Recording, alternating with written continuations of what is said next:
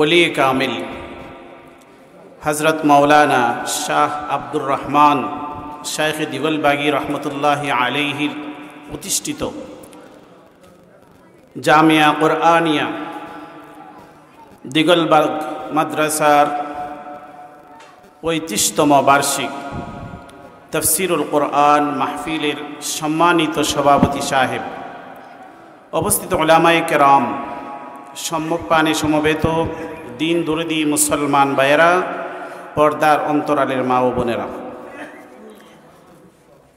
আজকে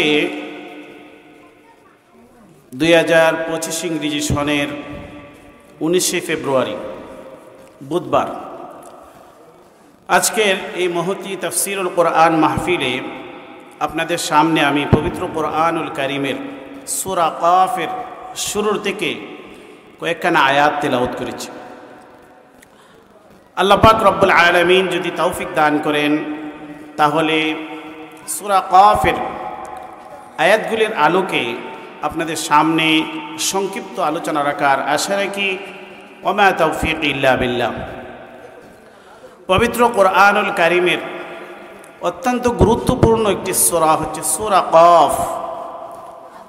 ২৬ নম্বর পারায় অবস্থিত এই সূরাটি মক্কায় অবতীর্ণ।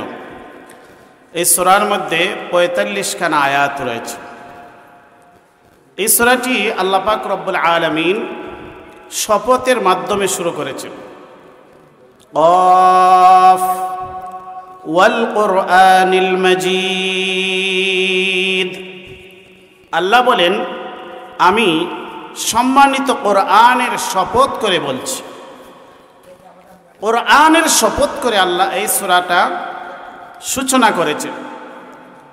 তাহলে বোঝা যায় যেহেতু আল্লাহ তার কোরআনের শপথ করেছেন, ওয়াল কুরআনিল মাজিদ, কোরআনে মাজিদ সম্মানিত কোরআনের শপথ করে আল্লাহ সামনে একটি বক্তব্য দিচ্ছেন। আল্লাহর কথা, যে কোনো কথা শপথ ছাড়াই বিশ্বাসযোগ্য, কিন্তু তারপরও আল্লাহ মাঝে মধ্যে বিভিন্ন স্থানে বিভিন্ন বস্তুর শপথ করেন। এর মানে হচ্ছে যে গুরুত্বপূর্ণ কথাগুলোর মধ্যে আরও বেশি বেশি গুরুত্বপূর্ণ, অত্যাধিক গুরুত্বপূর্ণ কথা আল্লাহ বলবেন। এই সূরার মধ্যে আল্লাহ কোরআনে মাজিদের শপথ করেছেন। শপথ করে আল্লাহ কি বোঝাচ্ছেন, জবাবে শপথ, জবাবে কসম কি, সেটাই সামনে রয়েছে। আল্লাহ কসম করলেন কাফ ওয়াল কুরআনিল মাজিদ, কোরআনে মাজিদের শপথ, সম্মানিত কোরআনের শপথ। কারণ হচ্ছে এই সূরার মধ্যে আল্লাহ পাক রব্বুল আলামিন বিশেষত দুইটি বিষয়কে উপস্থাপন করছেন। এক নম্বর হচ্ছে যে তৎকালীন যুগের কাফেররা রাসূলুল্লাহ সাল্লাল্লাহু আলাইহি ওয়াসাল্লামের নবুয়তকে, রিসালাতকে তারা অবিশ্বাস করত। আর আরেকটি বিষয় হচ্ছে তারা আখিরাতকে তারা অস্বীকার করত। আখিরাত আবার কি? তারা আশ্চর্য হতো, আইযা মিতনা ওয়া কুন্না তুরাবা ওয়া ইযামান আইন্না লামাবউসুনা খালকান জাদীদা। আমরা যখন মরে গেলাম, মরে যাওয়ার পরে যখন আমরা হাড্ডি কঙ্কালে মাটিতে পরিণত হয়ে গেলাম, তারপরেও কি আবার আমাদেরকে নতুন করে উঠানো হবে, নতুন করে আবার আমাদেরকে জীবিত করা হবে? এটাই ছিল তাদের আশ্চর্যের বিষয়। আল্লাহ পাক রব্বুল আলামিন তাদের এই দুটি বিষয়ে সুস্পষ্ট জবাব দিয়েছেন শপথের মাধ্যমে। আর শপথ করলেন আল্লাহ কি? মহাগ্রন্থ আল কোরআনের শপথ করলেন, কাফ ওয়াল কুরআনিল মাজিদ। আল্লাহ বলেন, আমি শপথ করছি সম্মানিত কোরআনের। বাল আজিবু আন জাআহুম মুনযিরুম মিনহুম ফাকালাল কাফিরুনা হাযা শাইউন আজীব। আল্লাহ শপথ করে শপথের জবাব দিচ্ছেন। আল্লাহ বলেন, আমি কোরআনের শপথ করে বলছি, তারা আশ্চর্যবোধ করে, বাল আজিবু আন জাআহুম মুনযিরুম মিনহুম, তাদের মধ্যে থেকে একজন সতর্ককারী এসেছেন। সতর্ককারী এসে তাদেরকে আখিরাতের কথা বলেন, যে আখিরাত আছে, মৃত্যুর পরে আবার জীবিত হতে হবে, মৃত্যুর পরে আবার পুনরুত্থিত হয়ে আল্লাহর কাছে জবাবদিহিতার মুখোমুখি হতে হবে। সেটা তাদের কাছে আশ্চর্য লাগে। আল্লাহ শপথ করে বলছেন, বাল আজিবু আন জাআহুম মুনযিরুম মিনহুম ফাকালাল কাফিরুনা হাযা শাইউন আজীব। তারা বলে যে এটা তো খুবই আশ্চর্য বিষয়, আমাদের মধ্য থেকে একজন মানুষ যে নিজেকে রাসূল দাবি করে, নবী দাবি করে এবং আমাদেরকে আখিরাতের ভয় দেখায়। তো আল্লাহ বলেন তারা যে এইসব কথা বলে এগুলো ভ্রান্ত কথা, সেটার জবাব আল্লাহ তাআলা দিচ্ছেন। তারা আরো বলে, আইযা মিতনা ওয়া কুন্না তুরাবান ওয়া ইযামান আইযা মিতনা ওয়া কুন্না তুরাবান যালিকা রাজউন বাঈদ। তাদের দ্বিতীয় প্রশ্ন যে আমরা মরে গেলাম, আইযা মিতনা ওয়া কুন্না তুরাবান, আমরা মরে গেলাম, মরে গিয়ে আমরা মাটি হয়ে গেলাম, তারপরও কি আবার আমাদেরকে ফিরে আনা হবে, আবার আমাদেরকে জীবিত করা হবে? যালিকা রাজউন বাঈদ। তারা বলে এই যে প্রত্যাবর্তনটা এটা সুদূর পরাহত, অসম্ভব, এটা কোনোভাবে তাদের দৃষ্টিতে এটা সম্ভব নয়। আল্লাহ এর জবাব দিচ্ছেন, قد علمنا ما تنقص الأرض منهم وعندنا كتاب حفيظ। আল্লাহ বলেন তারা যে মরে যাইব, মরে যাওয়ার পরে তারা মাটির সাথে মাটি তাদেরকে গ্রাস করবে, এটা সত্য। কিন্তু قد علمنا ما تنقص الأرض منهم, তাদের দেহের কতটুকু অংশ মাটি গ্রাস করবে, মাটিতে পরিণত হবে, সেটা আমার জানা আছে। قد علمنا, অবশ্যই আমার জানা আছে, আমি জানি। আর ওয়াইনদানা কিতাবুন হাফিজ, আর আমার কাছে একটি সংরক্ষণকারী কিতাব রয়েছে।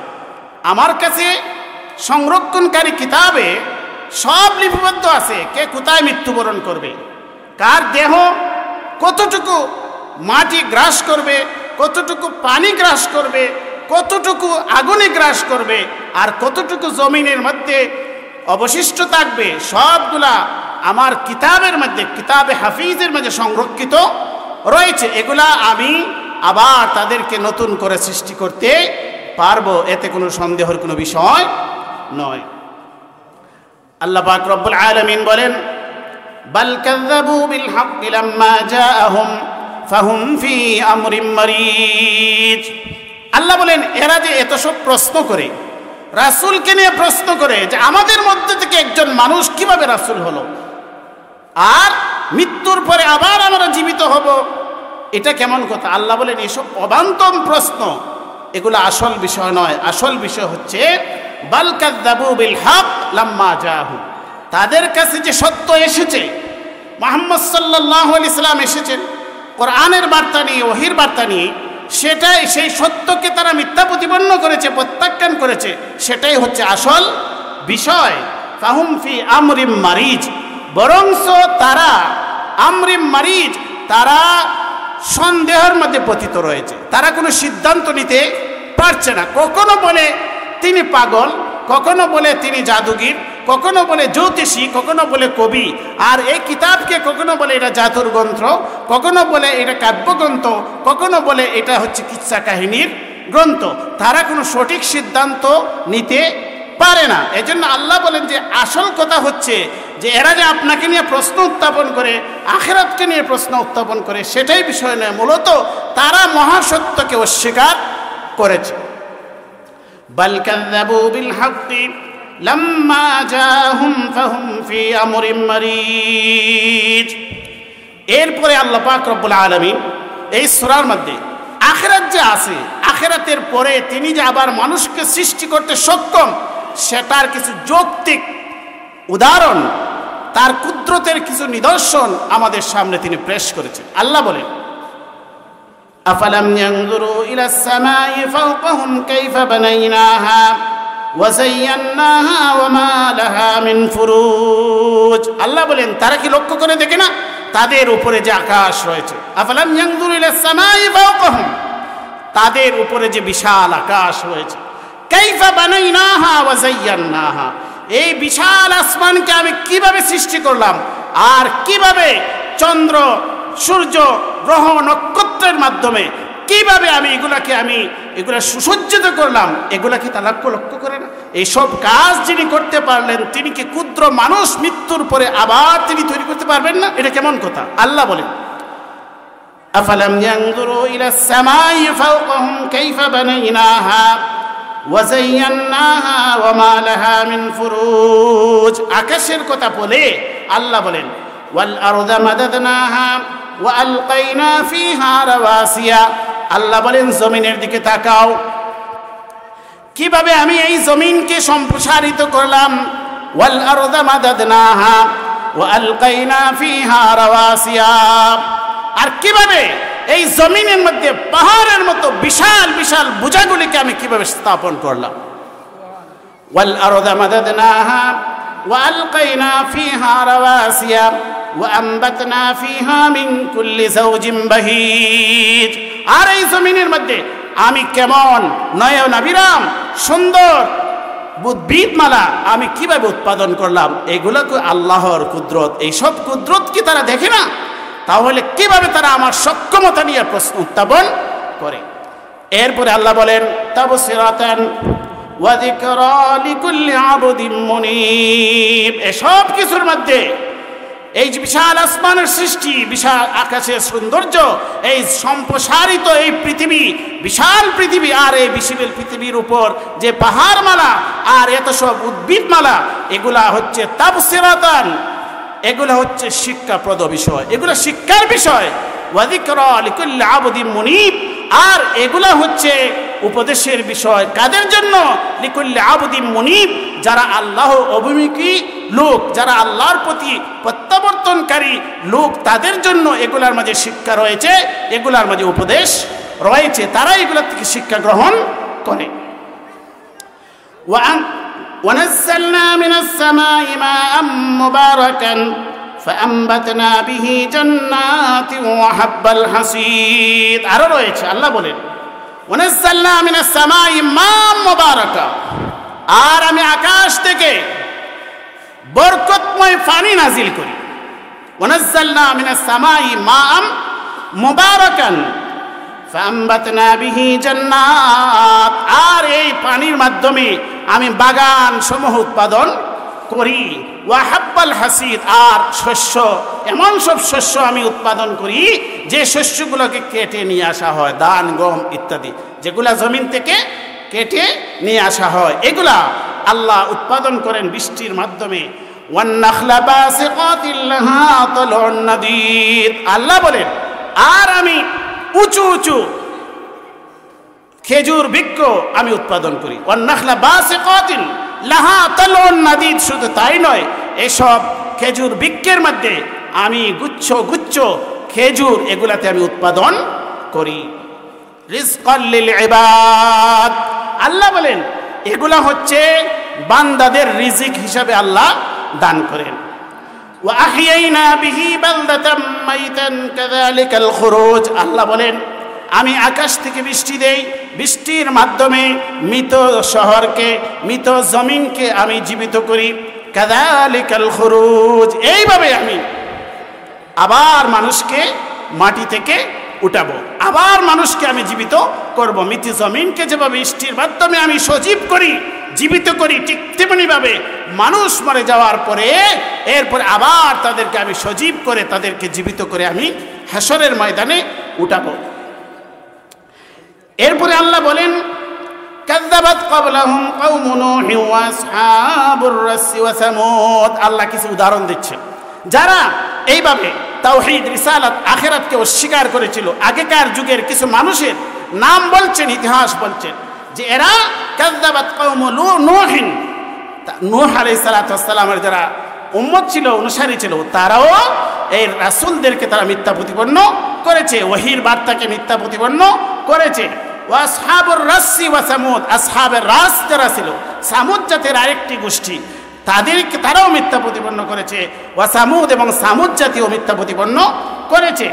ওয়া আদুন ওয়া ফিরআউন। আদ জাতি এবং ফেরাউনের বংশধর। ওয়া ইখওয়ানু লূত। লূত আলাইহিস সালাতু ওয়াস সালামের যারা বংশধর তারাও কি করেছিল, উম্মতগণ এটাকে মিথ্যা প্রতিপন্ন করেছিল। শুধুমাত্র মক্কার কাফির মুশরিকরা এসব কোরআনকে অস্বীকার করে, রিসালাতকে অস্বীকার করে, সেটাই নতুন কিছু নয়, বরং আগেকার যুগের ওই সব লোকগুলোও মিথ্যা প্রতিপন্ন করেছিল। ওয়াসহাবুল আইকা, আর আইকার বাসিন্দা যারা, তারাও এখানে এই মিথ্যা প্রতিপন্ন করেছিল।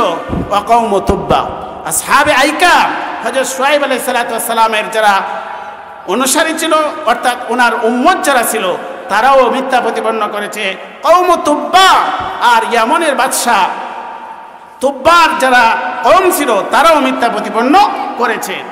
কুল্লুন কাযযাবার রুসুলা ফাহাক্কা ওয়াঈদ, আল্লাহ বলেন তারা সবাই, যেগুলা নাম আল্লাহ বললেন, এরা সবাই তাদের রাসূলদেরকে মিথ্যা প্রতিপন্ন করেছে। আর কি হয়েছে? ফাহাক্কা ওয়াঈদ, তাদের উপর আল্লাহর আযাব অবধারিত হয়েছে। আল্লাহর আযাবের মাধ্যমে তাদেরকে আল্লাহ ধ্বংস করে দিয়েছেন। আফাআইনা বিল খালকিল আউয়াল, আল্লাহ দীর্ঘ আলোচনা করে কুদরতের নিদর্শন, আগেকার যুগের মানুষের ধ্বংসের কাহিনী বলেন আফাআইনা বিল খালকিল আউয়াল, তিনি যে প্রথম সৃষ্টি করেছেন আমাদেরকে, সেই প্রথম সৃষ্টি করেই কি তিনি ক্লান্ত হয়ে গেলেন? আল্লাহ বলেন বালহুম ফি লাবসিম মিন খালকিন জাদীদ, আল্লাহ বলেন আল্লাহ ক্লান্ত হন নাই। আল্লাহ যিনি প্রথম সৃষ্টি করতে পারেন, তিনি আবার এইটা ভেঙে গেলে দ্বিতীয়বার আবার সৃষ্টি করতে তিনি সক্ষম, এতে কোনো সন্দেহ নাই। আল্লাহ বলেন আফাআইনা বিল খালকিল আউয়াল, তিনি প্রথম সৃষ্টি করেই কি ক্লান্ত হয়ে গেলেন? আল্লাহ বলেন না, আল্লাহ ক্লান্ত হন নাই। বালহুম ফি লাবসিম মিন খালকিন জাদীদ, আল্লাহ বলেন তারা সন্দেহান, তাদের সন্দেহ এটা। বালহুম ফি লাবসিম মিন খালকিন জাদীদ, দ্বিতীয়বার নতুন করে যে তিনি আবার সৃষ্টি করবেন, সে বিষয়ে তারা সন্দেহের মধ্যে পতিত রয়েছে। কারণ তারা আল্লাহর কুদরত সম্পর্কে যথাযথ তারা বিজ্ঞ নয়, আল্লাহর কুদরত সম্পর্কে তারা ওয়াকিবহাল নয়। তারা তাদের সামনে আল্লাহ আরো তার কুদরতের নিদর্শন পেশ করেছে। ওয়ালাকাদ খালাকনাল ইনসানা ওয়া না'লামু মা তুওয়াসবিসু বিহি নাফসুহু। আচ্ছা, তাহলে মুহতারাম হাজিরিন, আমরা সূরা কাফের 15খানা আয়াত আপনাদের সামনে পেশ করলাম। আল্লাহ পাক রব্বুল আলামিন আমাদেরকে এই আলোচনাটিকে আল্লাহ কবুল করে নিন, ভুল ত্রুটি ক্ষমা করে দিন। ওয়া আখিরু দাওয়ানা আলহামদুলিল্লাহি রাব্বিল আলামিন। আসসালামু আলাইকুম ওয়া রাহমাতুল্লাহি ওয়া বারাকাতুহু।